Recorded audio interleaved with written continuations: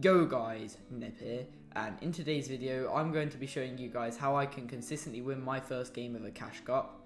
These tips are guaranteed to help you place in the last few tournaments of this season, so stay tuned. Also guys, many people don't know, but I've actually been daily uploading for 85 days, so please subscribe to grow my channel. And yeah guys, let's get into the video. So before I jump straight into it, let's just discuss why it's important to win at the start of a tournament. First of all, when you win, you obviously get good points on the leaderboard, on average around 30 to 40, and this is great for momentum and also your mentality, which obviously gives you great confidence going into later matches of the tournament. Winning straight away also allows you to make mistakes. Let's say you're on 40 points after game 1 and you spend 20 minutes in your second game but die before moving zones. This would normally be a disaster, however you can still have at least those 40 points after 1 hour, which still isn't too bad by any means. So guys, now we have covered why it is important, now let's look at one of my games from the Middle East Cash Cup near the beginning and see how I win in a more unstacked and lower elo environment. When in game 1, you need to bear in mind your elo. As everyone will be on 0 points, the skill of players will be far more mixed, with some bots and some potential pros. When taking fights, you want to start off by assessing a player's reaction time and awareness, and this just gives you a good idea of how good they are. A good way of doing it in mid-game is simply tagging a player and seeing how they react, or in endgame, simply look at what mats players are using. For example, wood on first moving in a full tarp. This could just suggest a player is unstacked or clueless at the same time.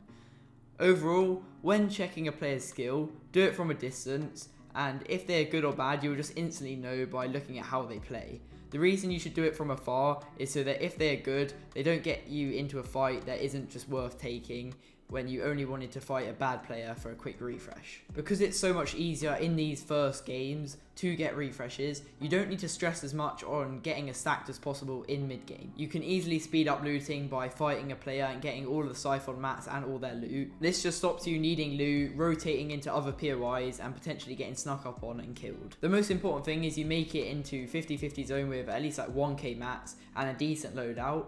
And once you're early into 50-50 zone, you can start looking for a kill. Listen out for people getting cracked, test everyone's skill as I mentioned earlier, start pressuring them, see how they react, and then go for the player that you think is bad. If you're not the best player yourself, or you just don't think anyone's bad and easy to kill in half and half, don't rush it. If you know you don't like going for kills, then make yourself more stacked in mid-game. However, if you are good at going for kills but you just don't think anyone's really easy to kill in half and half, everyone's stacked and looking chill, let the kills come to you. Make sure you're getting to the front side and moving every time and looking back, and eventually you will just pick off an AR or an SMG kill through a wall. As you can see on screen, one good thing about getting a kill half and half zone with a Spider-Man or a Harpoon is that you can tarp forward with the spare mats that you have into first moving and then harpoon the mats along with you so you don't have to run up and down the tarp. This also potentially takes me off of a scuff layer or an area where I could get shot or blocked off when Spider-Manning or launch padding. Now getting into first moving, your main goal should just purely to be conserving mats. This is to make sure you can make plays like going for height later on in the game without needing more and more refreshes, which also gives a risk of dying. Another good thing to conserve mats is carry armoured wall traps. As you can see here, I probably would have got focused, but I just put down an armoured wall trap and it just instantly discourages a player from focusing me. In the first lobby, there's also going to be loads of players that you guys can look out for on the edge of zone, just not knowing a thing about what they're doing. I mean, just look at the guy on screen. He's literally just given me a free Kovacs warm up for the rest of my games. Why would I say no? After every moving zone, make sure to look up at height and just spray them out a little bit, just grief them slightly, so that when you go for height later on in the game to win, then they'll be a little bit more scuffed and it'll be easier for you to take it. Right here, that's what I go to do, but then I realise I knock him down and I'm already higher than him, so I just build up and easily take it. Keep spraying him and then he's forced to drop. When I'm on height, I'm constantly thinking about the points where I can connect to. Right here in the back of my head, I've got the mountain in mind, and this is just good because if I get knocked out or pushed, I know instantly to Spider-Man on the front side of zone, straight onto these builds, and then I can get height back. When going into the final zone, it's really important that you guys maintain yourself at the front of zone, making sure you're claiming all the builds ahead of yourself, and this will just stop anyone from piecing ahead of you and predicting your movement.